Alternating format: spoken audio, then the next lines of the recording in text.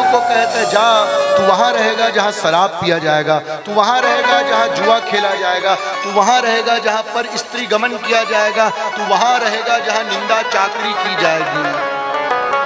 कलयुग कहता है नाथ मुझे अच्छा जगह भी दे दो। तो भगवान परीक्षित जी कहते हैं जाओ तुम सोने में भी रहो। कैसे सोने में? जो अनीति से कमाया गया हो उस सोने में तू राज करेगा, और जो नीति से कमाया गया हो वो सोना सदैव पवित्र रहेगा। आज परीक्षित राज करते करते करते आज जंगल जाता है, जंगल जाते जाते श्रमिक मुनि के आश्रम जाता है, प्यास लगी। देखिए प्यास लगती है तो घटना घट जाती है, और ऐसी प्यास लगी तो पाप हो जाता है। आज मरा हुआ सर्प मुनि के गले में डालता है, श्राप लग जाता है। भैया पाप करोगे तो दंड मिलना ही चाहिए, लेकिन याद रखिएगा यदि ऋषि कोई श्राप भी दे तो आशीर्वाद होता है।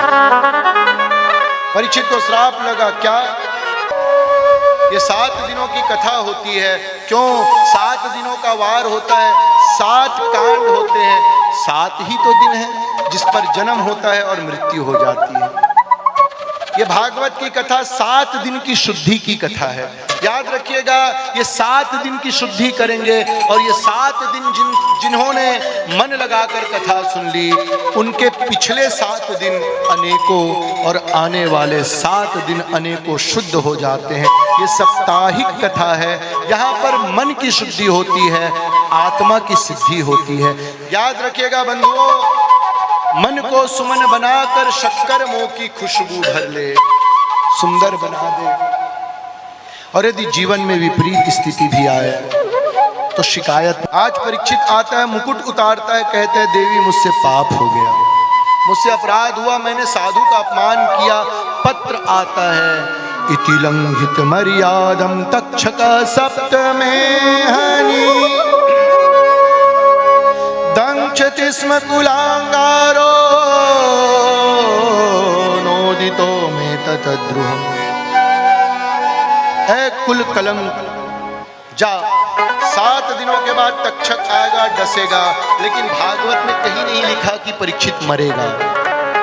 सांप डसेगा, परीक्षित मरेगा नहीं। क्यों? क्योंकि कथा सुनेगा, और जैसे ही परीक्षित को पता चला 7 दिनों के बाद सांप डसेगा, वो जाग गया। एक पत्र परीक्षित को आया, वो जाग गया। एक पत्र आपको और मुझे आता है, हम सो जाते हैं। कुंभकर्ण ने जब वरदान मांगा नींद की तो दुनिया हंसने लगी, दुनिया कहने लगी कितना मूर्ख है, नींद मांगता है, नींद मांगता है। भैया वही वरदान तो हम भी मांगते हैं, वही वरदान तो हमने मांगा। मोहनिशा सब सोहनिहारा देखूं सपन अनेक प्रकार। जब साधु संतों के पास जाकर हम गाड़ी मोटर बंगला मांगते हैं ना, हम लड़की लड़का मांगते हैं, तो वही परमात्मा हंसते हैं, अरे तुझमें और कुंभकर्ण में अंतर नहीं, उसने नींद मांगा, तूने भी तो नींद मांगा। लेकिन परीक्षित को पता चलता है कि 7 दिनों के बाद देह का अंत होगा।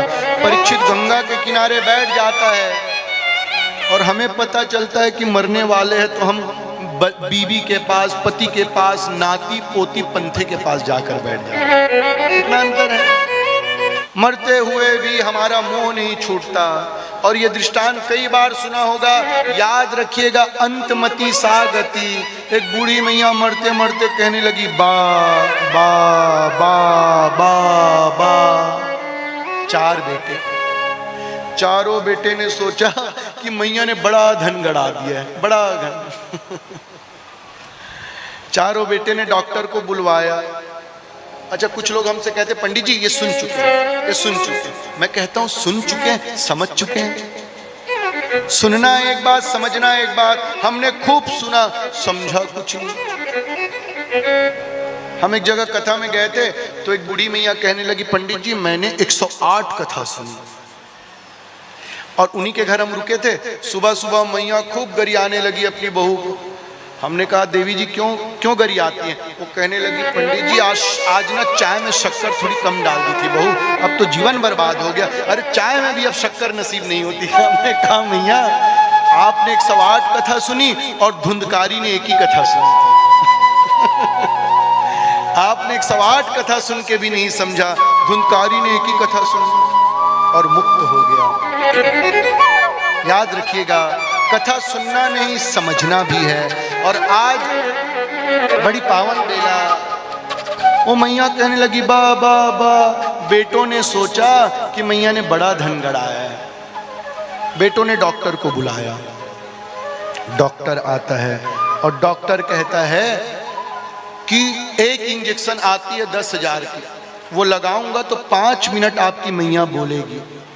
बेटों ने सोचा 10 करोड़ का धन गड़ाया हो, क्या पता 10 करोड़ का धन मिले 10,000 की क्या लगा दो डॉक्टर साहब। और जैसे ही डॉक्टर साहब ने इंजेक्शन लगाया, मैया उठ के बैठ गई। बच्चे कहने लगे बोलो ना मैया बोलो, कहाँ रखी हो बड़ा धन। मैया माथे में हाथ रख के बोलती, अरे मूर्खो, वो बहारी जो है ना, बहारी झाड़ू लगाने वाला, उसको बकरी चगल रही है।